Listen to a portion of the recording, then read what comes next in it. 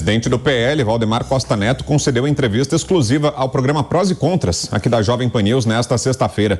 O dirigente partidário falou sobre a minuta que foi encontrada na casa do ex-ministro da Justiça, Anderson Torres. Sempre chegavam documentos para mim e pedidos pessoais para mim. Após o segundo turno, cidadão me cercava e me perguntava: vocês vão deixar o Lula assumir? Eu falava: o pessoal está vendo e tal, estamos vendo, tal. Aí chegou algumas vezes, uma advogada, por exemplo, me entregou um documento no aeroporto, falou: deputado, eu sou advogado, eu queria que o senhor lesse esse documento depois. Aí era uma proposta para ela, eu estava chegando de viagem, usando 142, uma proposta para não impedir a posse do Lula. Isso era normal, mandavam para o partido, mandavam para todo lugar, fora o pessoal que me cobrava pessoalmente, que era muito maior. Os que me cobravam pessoalmente, quer dizer, era a intenção desse povo, eles tinham esperança que o Bolsonaro não deixasse o Lula assumir. Mas isso não tinha maneira de fazer se não fosse através de um ato ilegal. Então, por isso que o Bolsonaro não fez. Quer dizer, então, eu tinha o cuidado de, sempre quando vi um documento desse, de triturar, de não guardar, e tocamos a vida para frente. Ele também comentou o papel de Jair e Michele Bolsonaro no PL daqui para frente. A da Michele Bolsonaro vai ser presidir o PL Mulher, fazer um trabalho para trazer mulheres para o partido, para fazer palestras, que ela se mostrou muito competente para isso. Do Bolsonaro será fazer a mesma coisa também, a parte política. Você não tenha dúvida que ele será convidado para debates, você não tenha dúvida que ele vai influenciar muito a nossa bancada e ajudar a gente. Nós temos que fazer uma oposição ao Lula, não, ao governo federal, não é ao governo federal, uma oposição de marcar corpo a corpo as atitudes do governo federal. O que for de interesse público, estaremos juntos. O que não for, nós estaremos sempre contrários. E o Bolsonaro vai nos ajudar muito nisso. Por quê? Porque nós temos um pessoal muito de direita, de extrema direita, que é um pessoal mais difícil da gente se entender. Eu me entendo bem com eles, mas eles precisam se entender bem com os líderes, com os presidentes de comissão. Câmara é diferente. Então, nós estamos aí na luta para tentar fazer o que for de melhor para o partido e para os nossos deputados. Daqui a pouco a gente traz outros trechos dessa entrevista concedida hoje pelo presidente do PL, Valdemar Costa Neto, ao programa Prós e Contras aqui da Jovem Pan, ao Adalberto Piotto e a José Maria Trindade. Mas antes, vamos então a Brasília. José Maria Trindade já com a gente por aqui também. Que destaca, Zé, dessa conversa de mais cedo, de tudo isso que você e o Piotto colheram nessa conversa com o presidente do PL. Salve, Zé, boa noite. Boa noite. Esclarecedora conversa, viu? Muito boa noite, meu caro Vitor. Boa noite, meus colegas e amigos aqui da bancada, e muito boa noite a você que está aqui nos acompanhando sempre nos Pingos nos Is. Valdemar Costa Neto é um político antigo que passou por várias fases aqui da nossa política, inclusive no mensalão, no governo Lula, foi vacinado e entende exatamente o que tem que ser feito na política. Ele hoje é o presidente do partido mais importante da Câmara dos Deputados, o maior partido da Câmara dos Deputados. Elegeu 99 parlamentares e soube exatamente fazer a configuração. Na entrevista ele fala disso, né? Da nova composição da Câmara dos Deputados. Sobre essa história da minuta do golpe, como está sendo chamada, existiam propostas de todo tipo. Ele foi aberto, esclareceu que existiam mesmo propostas e que ninguém dava bola. O presidente Jair Bolsonaro virava as costas com essa possibilidade de fazer intervenção, de fazer malabarismos, quebrar a Constituição. Nada disso. O Valdemar Costa Neto disse que recebia todo mundo recebia, que os políticos, né, os presidentes de partidos recebiam pressão, e ele fala sobre a pressão exercida sobre o presidente Jair Bolsonaro, sobre dirigentes, e isso, de certa forma, irritou alguns aqui, porque dizem que ele está minimizando o documento encontrado na casa do ex-ministro da Justiça, Anderson Torres, e que agora está preso lá, acusado até de ser o mentor, elaborador com a minuta do golpe. Nada disso. Era um documento que estava rodando por aí, recebia quem queria através de correio, através de pessoas entregando e assim por diante. Por outro lado, ele define claramente o papel do presidente Jair Bolsonaro, o papel da ex-primeira-dama, né, Michele Bolsonaro, e o papel do PL no Congresso Nacional. Oposição permanente, ele duvida de que alguns parlamentares vão apoiar o presidente Lula, como se acredita. Alguns vão, mas não parte importante do PL apoiar o presidente Lula. Então, ele deu o contorno geral de como vai funcionar o PL e o presidente Jair Bolsonaro, que, segundo ele, terá um papel importante aí na oposição e na continuidade da união do PL. Em um outro trecho importante da entrevista, Valdemar Costa Neto destacou a briga dos liberais para assumir a presidência do Congresso. Nós temos uma bancada de 99 deputados que estão trabalhando com o Rogério Marinho. A maioria tem contatos com senadores. Os senadores precisam de ter base. E isso vai ser muito importante na campanha do Rogério Marinho.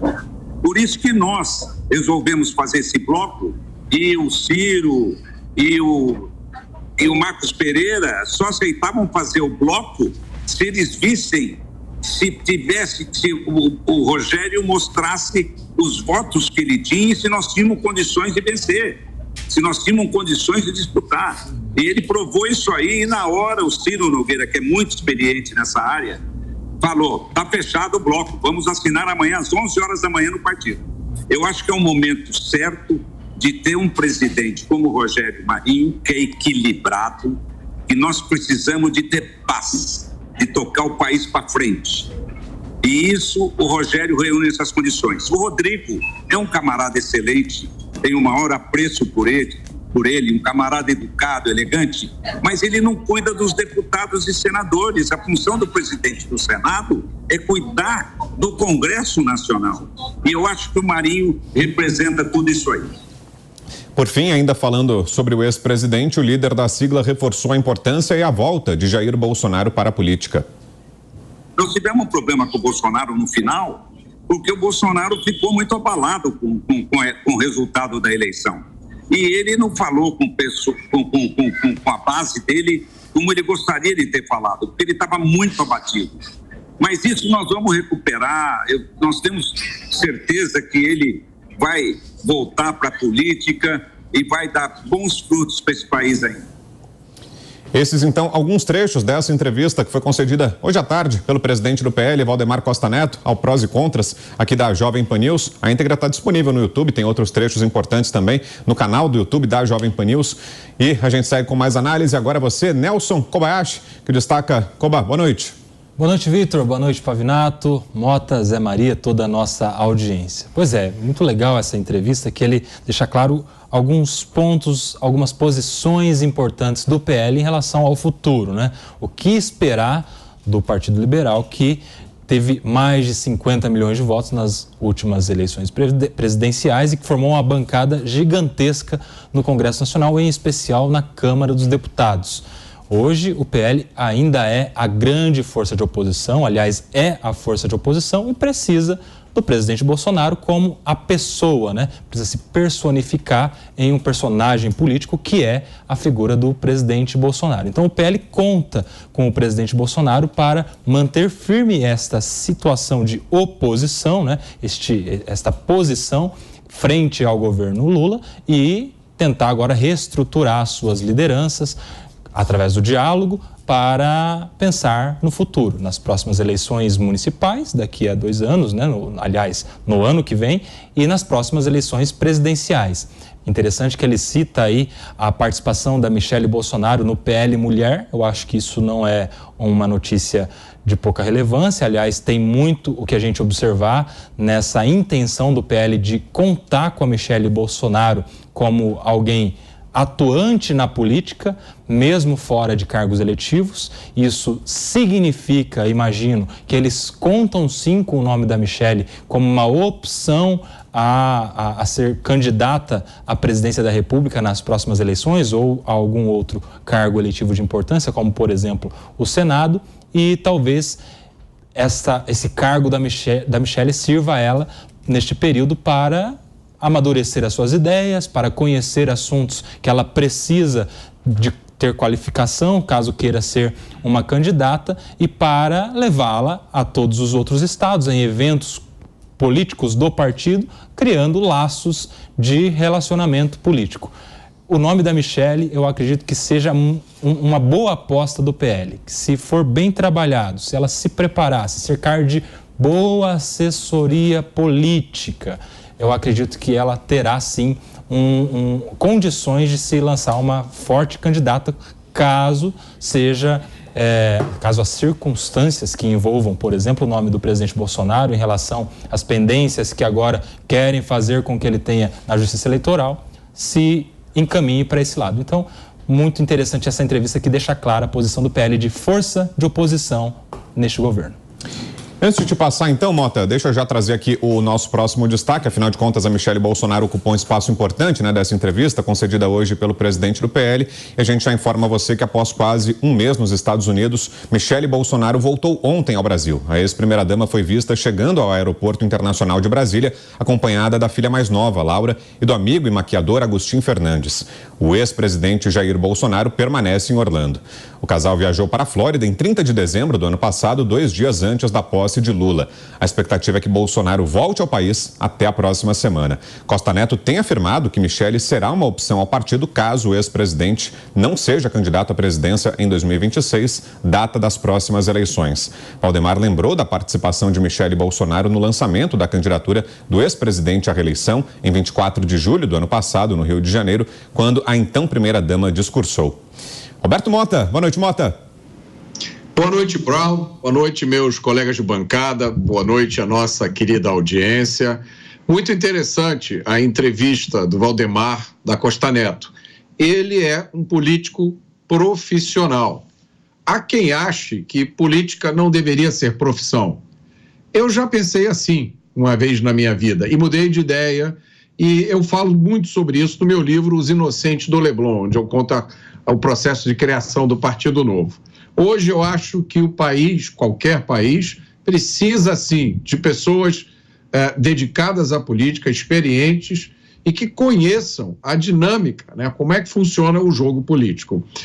O Valdemar falou do episódio da entrega de documentos por cidadãos que me procuram os políticos.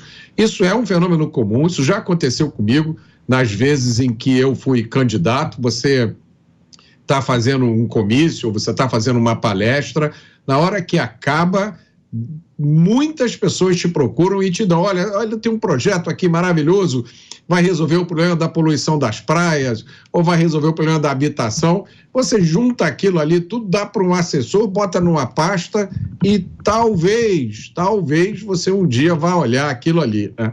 Mas o que acontece com mais frequência é que aquilo ali acaba virando uma pilha de papel em algum lugar do escritório, que um dia alguém joga fora. Então, todo mundo que já participou de uma campanha eleitoral ou já teve uma função pública, já teve esse tipo de experiência. O Valdemar também achei muito importante ele ter ressaltado a importância da disputa para a presidência do Senado. Não só a importância de estar na disputa, mas o reconhecimento da importância de vencer, de ter Rogério Marinho na presidência, e por as razões ele resumiu em 2 palavras que eu acho que todos nós vamos concordar que são absolutamente necessárias no Brasil hoje, que são equilíbrio e paz. Quanto ao papel do presidente Bolsonaro, eu não acredito que o PL vá desperdiçar o potencial político e eleitoral do presidente Bolsonaro. Eu acho, e muita gente acha também, que ele tem todas as condições de desempenhar um papel de liderança nesse momento em que o Brasil passa, que é um momento de reacomodação de forças e de papéis, de estabelecimento de novas posições. E eu achei também muito interessante essa proposta de lançar a ex-primeira-dama Michele. A política eleitoral tem uma lógica própria. Nessa lógica, o fator celebridade é extremamente importante. Então, se você é uma pessoa conhecida, você já larga com uma vantagem enorme sobre qualquer outro candidato. Essa não é a única qualidade da ex-primeira-dama. Ela, nas suas aparições públicas, sempre se mostrou extremamente articulada, à vontade, transmitindo empatia real. Isso é muito importante. É lógico, a gente soma tudo isso, sobrenome Bolsonaro.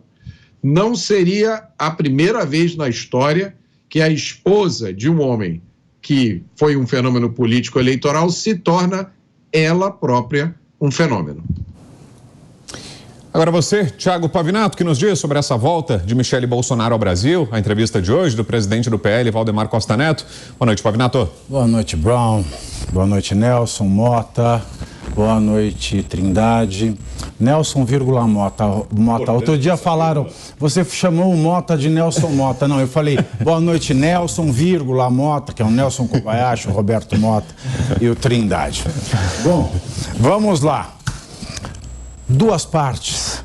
Primeiro, Michele Bolsonaro, nós já falamos aqui nos Pingos nos Is de que, é claro, existe uma grande viabilidade de Michele Bolsonaro se tornar um nome para concorrer ao Palácio do Planalto. Ela é uma mulher doce, ela é uma mulher que não se meteu em nenhuma confusão ao longo dos 4 anos de presidência do seu marido.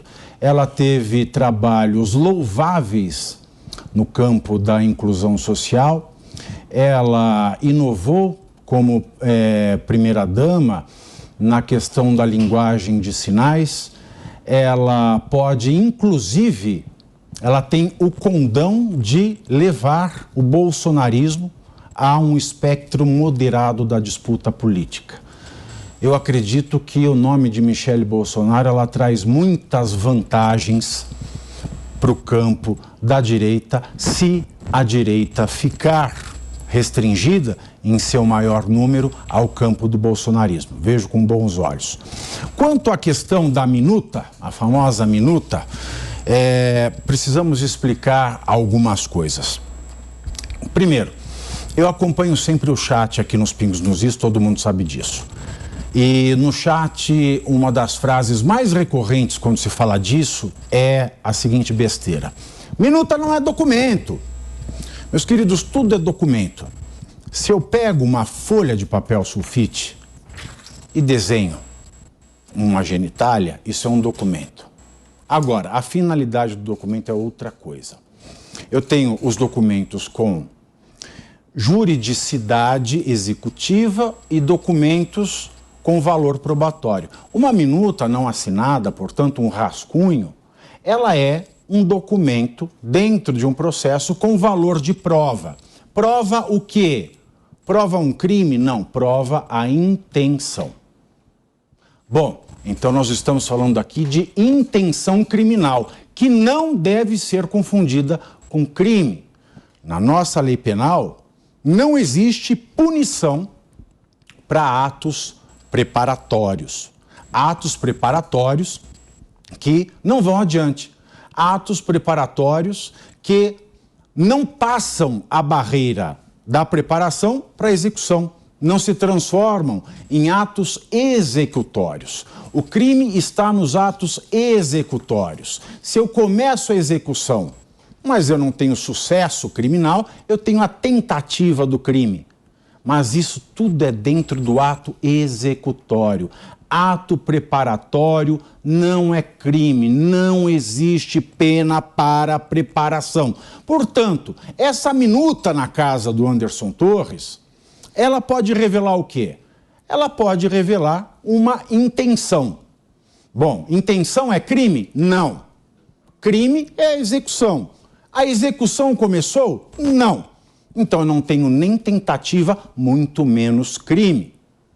Ainda mais quando eu falo de uma minuta não assinada, um rascunho achado muito tempo depois da posse do novo presidente, Luiz Inácio Lula da Silva. Um documento não assinado depois do antigo presidente ter saído do seu cargo, ele não tem prestabilidade nenhuma, não serve para nada. Ele revela, pode revelar uma intenção, uma preparação. Bom, se não é crime, um ato preparatório, o que pode ser crime? Nós temos que analisar 4 artigos do Código Penal. 286, 287 e 288. Bom, o que pode acontecer? A minuta estava só na casa do Anderson Torres. Bom, depreendeu-se que também Bolsonaro tivesse essa minuta, mas na entrevista do Valdemar Costa Neto ele diz que várias pessoas tinham minutas. Eu não sei se minutas iguais, se outros tipos de minuta, isso não fica claro na entrevista. Mas o fato é que essa fala é infeliz porque ela pode organizar, direcionar uma investigação para o crime do artigo 288, que é o antigo crime de formação de quadrilha. Como na reforma do Código Penal não se exige mais 4 ou mais, né, por isso quadrilha, a nova redação é 3 ou mais, então o crime passa a se chamar associação criminosa, eu posso investigar a seguinte questão: associarem-se 3 ou mais para fim específico de cometer crimes. Note por que isso é importante. Para fim de cometer crimes, não 3 ou mais cometendo crime. Então, 3 ou mais, quando se associam para preparar um crime, isso já é um crime. Logo, eu tenho a associação criminosa com pena de reclusão de 1 a 3 anos. Mas a associação deve ser provada. As pessoas elas têm que se reunir com essa finalidade. O crime de associação criminosa não abarca discutir, deliberar, debater, dialogar, conversar. As pessoas elas têm que se associar com essa finalidade. Portanto, isso também está descartado. Agora, uma outra questão que se fala muito, as declarações do presidente Bolsonaro, elas foram essenciais para os atos de 8 de janeiro. Bom, aí eu estou falando do artigo 288-A do Código Penal, que diz o seguinte: contribuir, organizar, integrar, manter ou custear organização. Ele fala de milícia privada, paramilitar, grupo de extermínio, mas ele também fala de organização. E a organização, no direito penal, ela não tem uma definição. Então pode ser uma organização de muitas pessoas desarmadas. Para quê? Para qualquer crime do Código Penal, como os crimes do 8 de janeiro. Logo, desses verbos, a organizar é você, de fato, canalizar essas pessoas, esse grupo, para os atos de 8 de janeiro. Não teve. Integrar, ele fez parte? Não, não integrou. Manter, bom, manter é manter essas pessoas unidas e custear, financiar para que elas continuem unidas. Se a investigação não achar nem manter nem custear, falta o verbo contribuir, porque a lei penal também não define o que é contribuir. Pode ser o quê? Uma contribuição moral? Não sabemos. A jurisprudência que vai dizer. É um crime com reclusão de 4 a 8 anos. O que acho muito difícil acontecer. Bom, mas ele incitou. Bom, qual é o crime de incitação? 286 do Código Penal. Incitar a prática de crime, ou seja, você dizer o que a pessoa tem que fazer. É você dizer, você tem que cometer tal ato, e esse tal ato é considerado crime. Bolsonaro fez isso? Não fez. Ele não orientou as pessoas a cometerem um crime específico. Só que tem um probleminha. O próprio Bolsonaro sancionou. Eu falo, ele fez todas todas as alterações do Código Penal que estão enquadrando os manifestantes e criminosos do 8 de janeiro. Ele acrescentou, ele sancionou um acréscimo a esse artigo 2, que é o seguinte: incitar a animosidade das Forças Armadas. E aí é que mora o perigo. Porque com essa minuta, apesar de não ser crime, apesar de não mostrar a associação criminosa, nem a organização criminosa, quando eu apenas incito a animosidade das Forças Armadas com as Forças Armadas, ou para que as Forças Armadas ajam contra outros poderes ou instituições, isso já é considerado crime de incitação, o que não era antes do Bolsonaro. Por fim, tem o crime da apologia a fato criminoso ou de autor de crime. Isso eu também não vejo. Isso, aliás, eu vejo mais Lula enquadrado do que Bolsonaro.